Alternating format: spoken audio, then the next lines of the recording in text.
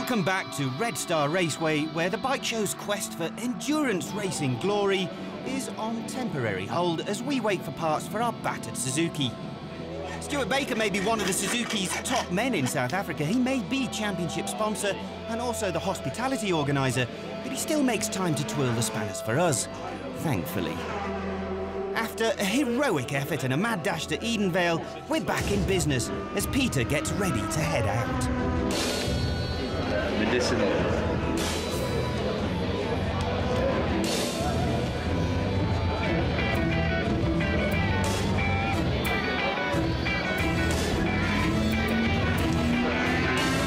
Sympathy. Tell you.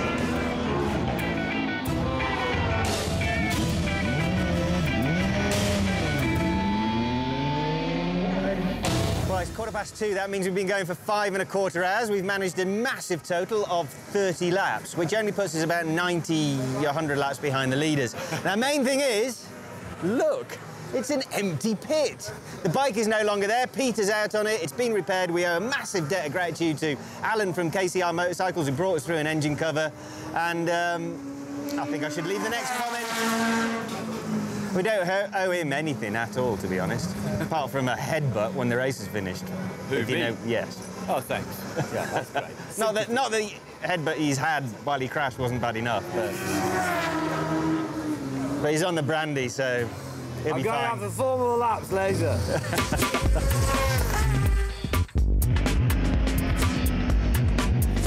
Peter usually races a rather more exotic piece of kit, but even he's falling for the GSR's simple charms.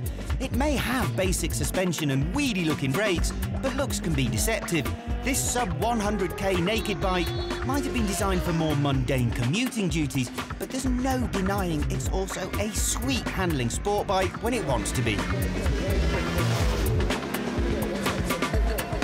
With nearly 6 hours to get ready for my first stint on the bike, I still managed to sort of make a mess of it.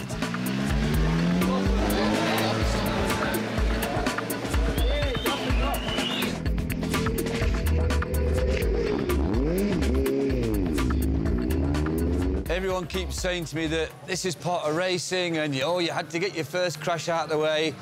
To be quite brutally frank, I'd rather I didn't have to find out this way. I'd have quite happily gone through the rest of my racing life without crashing and without feeling like this. Luckily, doesn't seem like anything's broken. Shoulder's a bit sore, ankle's a bit sore. But again, this just emphasises the essential need to have the right equipment. See my helmet here? Got a big smack on the front, on the chin. The boots are OK, the leather's a bit scuffed. But I suppose I've just got to be thankful that I came out of it in one piece. It still doesn't do anything to dispel my feeling of utter disappointment at not being able to carry on racing.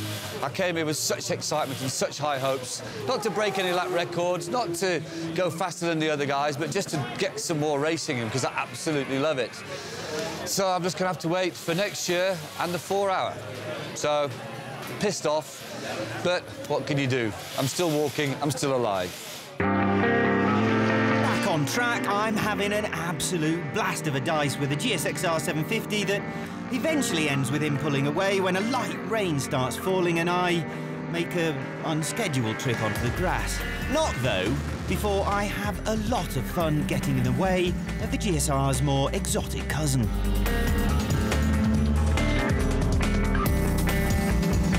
The rain keeps coming and going and coming, and so when it's Clinton's turn to head out again, we decide to stick with the Pirelli Diablo Rosso Corsas.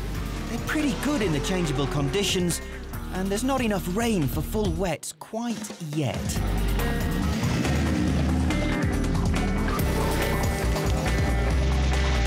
The rain does eventually decide to stay, but Clint's obviously enjoying himself, so he stays out as long as he dares. It's the first time I've ridden ever in the damp or the rain. It's scary, but it was great fun. Until that moment where you're about to crash, and then it's not. He feels like he should come in to get some more grip from the wet tyres, but he just keeps finding people to have a bit of a play with. And as he passes, he can't resist a touch of encouragement. finally, he decides enough is enough, and in he comes.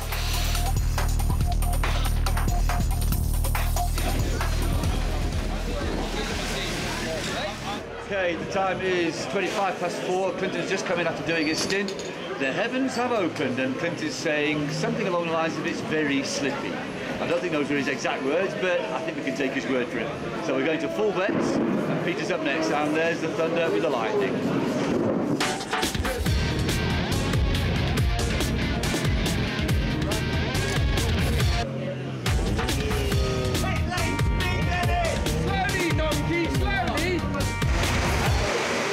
Peter has to deal with a torrential downpour.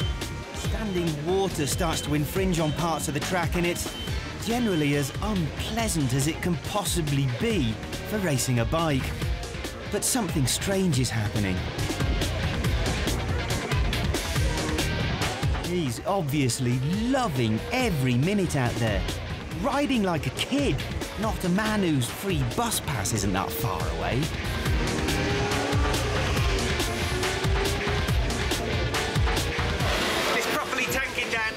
Just watched him ride around the outside of two blokes in one corner. He's on a set of full Pirelli wets. And for the first time ever, when he's peeing down, I really want to go out and ride. It's the weirdest thing. Finally, his 45 minutes are up, and after a few pointers about the state of the track and the tyres, I'm out and heading straight into Hurricane Delmas. Nerve-wracking at first, as you can understand, but these wet weather Pirellis, they don't take long to fill you with confidence enough to start riding a bit harder and even doing a bit of overtaking.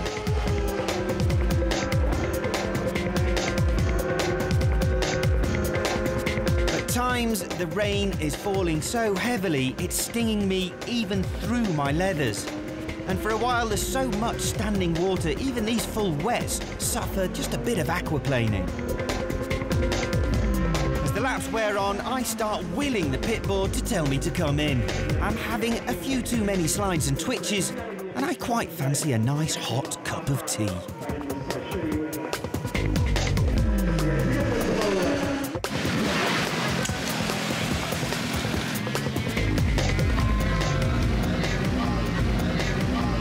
cannot believe, I've heard for years and years and years about, you get a full set of wets, and in the wet, they grip like in the dry. Yeah, of course they do. They do! They just do! You can get your knee down, the feeling from the front's unbelievable. I never really had a moment from the rear end. So on the power on it's quite easy, but I have to tell you, I think that's one of the best things I have ever done on a motorcycle. Clinton's session gets a bit tricky as he has to deal with a wet track and the transition from light to dark. But it doesn't slow him down. Would you expect anything less? And as he battles with some of the bigger superbikes, the inevitable happens. I'm surprised I was going so fast. When I slid, I didn't want to stop sliding. But I'm fine. I was trying to catch the English guys. I really wanted to pass them there. And I only had 10 minutes left. We refuel, bend the bars a little bit straighter, and Peter readies himself to race a bent bike.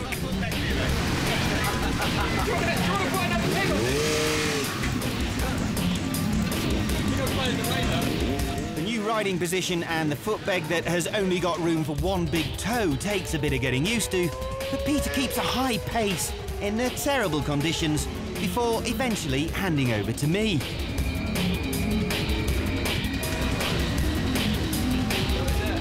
The bent handlebar catches me out a bit, but before long I'm heading out on the track and confident of nothing really. And I don't know why I always have to be the guinea pig that must test the bike after the crash. But now it was running a little bit like this, but not so bad. It was gripping and going. Yeah? So, Racing a crashed bike in the dead of night while it's raining doesn't really seem like fun to me, so I'm super happy when I see the board come out and it's time for me to come in. Clinton does a professional job and again keeps it nice and tidy for that last 45 minutes, and we cross the line. It's over. We made it to the checkered flag, even if we did throw the poor GSR down the road. Twice. The winning team wins that 2015 Suzuki GSX-R 750 with a race support program included into it for the 2015 season. And we therefore like to get Stuart to hand out the winning trophy, Uncle Andy Racing BMW Pt.2.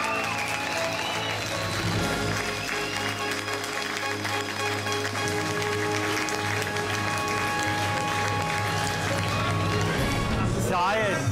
I'm really, really tired. But it's a wonderful kind of tired. After 12 hours of racing, well, maybe not 12 hours. I did about 20 minutes. It's been a day of firsts. Harry's first crash, which, believe it or not, was a good crash because he managed to, I was going to say walk away, but he hobbled away. He rode the bike back to the pits. I did. First time we've ridden in the wet, first time we've used wet tyres, first time we've ridden in the dark and the wet. What do we think of the championship? That's brilliant. Absolutely brilliant. And there's one thing that we take away from this is that you never give up. It took us about 3-4 hours to mend that bike. We had to wait for parts to be brought in from Johannesburg. We didn't give up. We actually went out and finished the race. And that's the thing about this. You just don't give up. There's always an endurance race. Yeah. It's about mending the bike and getting back out there. Yeah. And at the end of the day, we weren't last. Yeah. No, absolutely. We managed to claw back the laps. And we did it on a GSR 750, which is a lovely bike, by the way, that you'd never ever think is a race bike, would you? And neither did we, yet it's performed absolutely faultlessly. And that just shows you don't need a fancy race bike, you really don't. You can do it on absolutely anything. So hopefully, we'll see you out there. You can come and join us next year. Any final words, mate? See you next week on The Bike Show.